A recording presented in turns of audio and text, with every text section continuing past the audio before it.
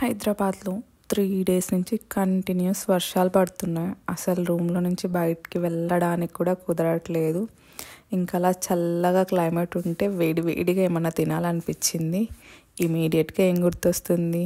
మిర్చి బజ్జీ, ఆనియన్ పకోడా. ఇంక ఇమీడియట్గా కుకింగ్ స్టార్ట్ చేద్దామని కిచెన్లో వెళ్ళిపోయాము. పెద్ద ఇంగ్రీడియంట్స్ కూడా అవసరం లేదు.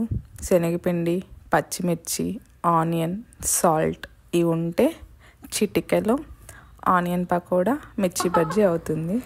ఇక్కడ మా ఫ్రెండ్ షూట్ చేస్తుంటే ఏదో జోక్స్ వేస్తుంది, అందుకు నవ్వా. ఆనియన్ పకోడాకి ఫస్ట్ ఒక బౌల్లో ఆనియన్స్ని స్లైసెస్ చేసుకోండి చిన్నగా.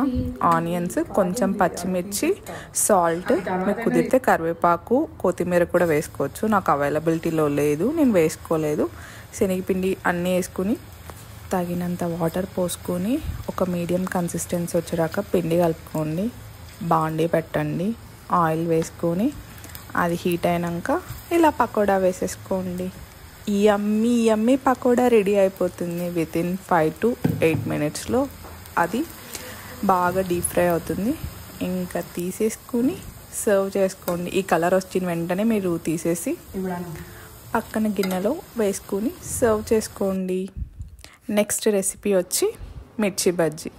ఇలా మిర్చీస్ని మధ్యలో ఒక సేఫ్టీ పిన్ అన్న నైఫ్తో అన్న ఇలా లైన్ గీసేసి దాంట్లో ఉన్న విత్తనాలు తీసేయండి. యాక్చువల్గా ఇంట్లో ఉంటే దీంట్లోకి మేము జీలకర్ర పొడి అలా పెట్టుకుంటాం అనమాట. టేస్ట్ ఇంకా బాగుంటాయి. ఇక్కడ అంత అవైలబిలిటీ ఫ్లెక్సిబిలిటీ లేదు కాబట్టి అది స్కిప్ చేశాను.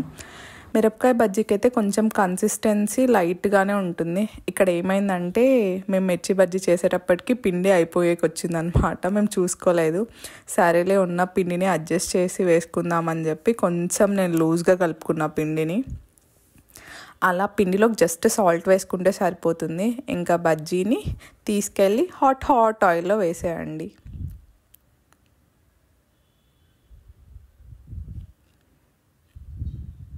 యాక్చువల్లీ బజ్జీకి యూస్ చేసే చిల్లీస్ అంటే మిరపకాయలు మా దగ్గర లేవన్నమాట. నార్మల్గా కుకింగ్కి యూస్ చేసే మిరపకాయలే ఉన్నాయి. సర్లే ఏదో ఒకటి దాంతోనే ట్రై చేద్దామని ట్రై చేసాం ఫస్ట్ టైం. ఇలా కొంచెం గోల్డెన్ బ్రౌన్ అయిన తర్వాత తీసేసి సర్వ్ చేసుకోండి. ఇందులో మెయిన్ ఇంపార్టెంట్ ఏంటంటే చేసిన బజ్జీని మధ్యలో కట్ చేసి నైఫ్తో దాంట్లోకి సాల్ట్ కలిపిన ఆనియన్స్ని చిన్నగా స్లైస్ చేసుకోండి. ఇంత చిన్నగా చేసుకుంటే అంత టేస్ట్ ఉంటుంది. అందులో స్టఫింగ్ పెట్టండి బాగా. ఎన్ని ఆనియన్స్ పెడితే అంత టేస్ట్ వస్తుంది బజ్జీ. అలా స్టఫింగ్ పెట్టి దానిపైన నిమ్మకాయ పిండుకుని తింటే ఉంటుంది టేస్ట్. నేను చెప్పలేనండి. మళ్ళీ తలుచుకున్నా కూడా నోట్లో వాటర్ వచ్చేస్తున్నాయి నాకు. సేమ్ ప్రాసెస్ ఇంకా రిమైనింగ్ అన్ని బజ్జీస్కి కూడా పెట్టేయండి స్టఫింగ్. అలా పెట్టేసి ఒకసారి పైన అన్నిటి మీద నిమ్మకాయ పిండేసి, యాక్చువల్గా చాట్ మసాలా ఉంటే చాట్ మసాలా వేసుకున్నా కూడా ఇంకా టేస్టీగా ఉంటాయి. అది కూడా లేదనమాట. ఉన్న దాంతోనే కానిద్దామని చెప్పి మేము ఉన్న అవైలబిలిటీలో ఉన్నటువన్నీ వాడేసుకుని చేసేసాము. ఇలా సర్వ్ చేసాము. ఎలా ఉంది మా డిష్ చూడ్డానికి? ఎక్కడ నేను తిని నా ఒపీనియన్ చెప్తున్నా మా ఫ్రెండ్కి. యాక్చువల్లీ మా ఫ్రెండ్ టేస్ట్ చేసింది. నేనే కుకింగ్ అంతా అయిపోయాక లాస్ట్లో ఆస్వాదిస్తాను అని చెప్పి లాస్ట్కి వచ్చి ఇలా ప్రశాంతంగా కూర్చుని తిందామని చెప్పి కూర్చుని తింటున్నా. ఎలా ఉందో నా మాటల్లోనే వినండి. వినడం ఎందుకు, మీరే చూస్తున్నారు కదా, నా ఎక్స్ప్రెషన్ చూస్తే అర్థమవుతుంటుంది మీకు. ఆస్వాదిస్తున్నా. వర్షం చూపి బయట.